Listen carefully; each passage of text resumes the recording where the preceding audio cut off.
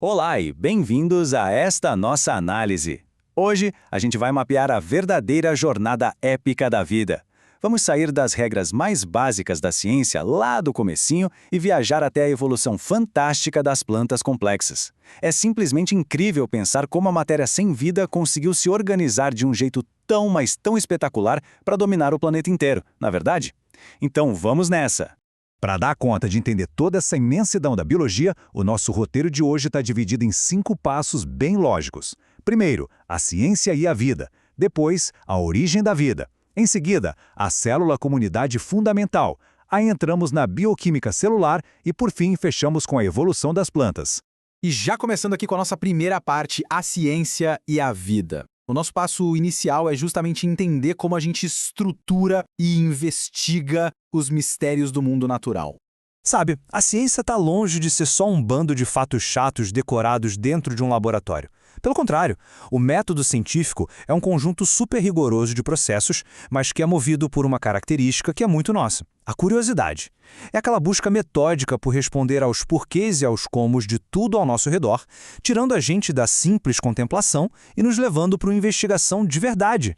E na prática, como é que essa lógica funciona? Bom, tudo sempre começa com uma observação bem minuciosa que leva à identificação de um problema. A partir daí, a gente formula uma hipótese e faz uma dedução. Depois vem a melhor parte, o verdadeiro teste de fogo, a experimentação controlada. Somente quando esses testes confirmam a hipótese repetidas vezes é que a gente pode bater o martelo e chegar a uma conclusão sólida e inquestionável. Entrando agora na nossa parte 2, a origem da vida. A gente deixa a metodologia de lado e mergulha de cabeça no maior mistério de todos. Afinal, como é que a vida realmente começou? Olha que loucura! Durante séculos, a humanidade botava fé na geração espontânea, basicamente a ideia de que a vida simplesmente brotava do nada, da matéria bruta. Mas a história da ciência mudou esse rumo de forma dramática. Tudo começou lá com o Francesco Redi, em 1668, provando que larvas não surgiam magicamente da carne podre. Depois tivemos aqueles embates acalorados entre Nigel e Spallanzani, até chegar ao grande clímax com Louis Pasteur em 1860. Usando aqueles famosos frascos em formato de pescoço de cisne, ele encerrou a briga de vez, provando sem sombra de dúvida que uma vida só pode nascer de uma vida pré-existente. Mas aí fica aquela pergunta enorme. Se a vida vem da vida, como é que a primeiríssima de todas surgiu? Em 1953, o Stanley Miller fez um experimento brilhante e simulou o cenário totalmente apocalíptico da Terra primitiva no laboratório. Tinha água fervendo, gases tóxicos como metano rolando soltos e descargas elétricas simulando raios violentos. O resultado foi de cair o queixo. Moléculas orgânicas básicas se formaram literalmente do nada, a partir de matéria inorgânica. Isso provou que a famosa sopa primordial tinha sim as condições perfeitas para gerar os blocos de construção da vida. E para entender como essas primeiras células funcionavam, a gente precisa olhar para 2 grandes hipóteses sobre como elas conseguiam energia. A hipótese heterotrófica defende que essas células primitivas eram apenas consumidoras, que se alimentavam da matéria orgânica que estava ali boiando na sopa. Já a hipótese autotrófica vai por outro caminho, sugerindo que essas células precisaram ser extremamente autossuficientes e inovadoras, fabricando seu próprio alimento desde o dia 1 para conseguir sobreviver àquele ambiente maluco. Avançando para a parte 3, a célula como unidade fundamental. Já que a gente entendeu como tudo se originou, agora vamos dar um zoom na estrutura que surgiu no meio de todo esse caos. Omnis, célula e célula. Parecem palavras complicadas em latim, mas significam simplesmente que toda célula se origina de outra célula. Essa máxima do século XIX é super poderosa porque ela amarra perfeitamente a base da teoria celular, consagrando aquela vitória do Pasteur que comentamos antes. Finalmente, a biologia encontrava sua unidade fundamental. E quando a gente olha para a evolução celular, o salto foi gigantesco. De um lado da linha do tempo, temos as células procariontes, super antigas e simples, com o material genético todo espalhado lá dentro. Do outro lado, vem a grande revolução da natureza, as células eucariontes. O grande trunfo evolutivo aqui é a compartimentalização. É como pegar um galpão vazio e transformar num prédio corporativo super organizado. Com o núcleo protegendo o DNA e as organelas funcionando como pequenas fábricas hiperespecializadas, a natureza abriu as portas para formas de vida imensamente mais complexas, levando aos grandes organismos multicelulares. E dentro desse maravilhoso universo celular, existe uma separação arquitetônica super clara. As células vegetais precisaram criar uma verdadeira armadura, a parede celular, que é super rígida. Elas também desenvolveram os plastos, que são essenciais para capturar a energia do sol através da fotossíntese, e grandes vacúolos para conseguir guardar água. São adaptações tão perfeitas e microscópicas que acabaram ditando rotas evolutivas completamente diferentes entre o reino das plantas e o dos animais. O que nos leva à nossa parte 4, a bioquímica celular. Agora a gente desce para um nível ainda mais microscópico, para ver de perto as engrenagens químicas que fazem tudo isso funcionar e se movimentar. Com toda essa complexidade inacreditável da biologia, tem um dado matemático que chega a assustar de tão simples. Os organismos vivos são esmagadoramente compostos por água.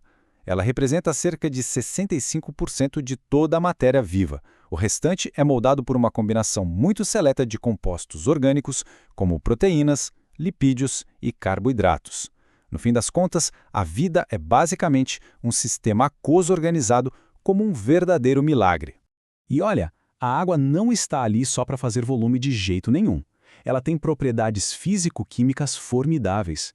A alta coesão e adesão viabilizam a capilaridade. Imaginem só um fenômeno tão engenhoso que literalmente desafia a gravidade, conseguindo puxar fluidos e nutrientes até o topo das sequoias mais altas do mundo.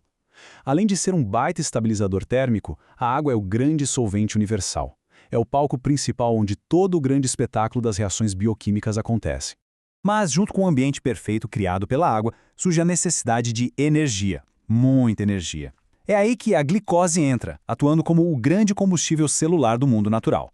A quebra rápida e eficiente dessas moléculas de carboidratos libera e injeta energia imediata que mantém bilhões de células trabalhando em harmonia, segundo após segundo.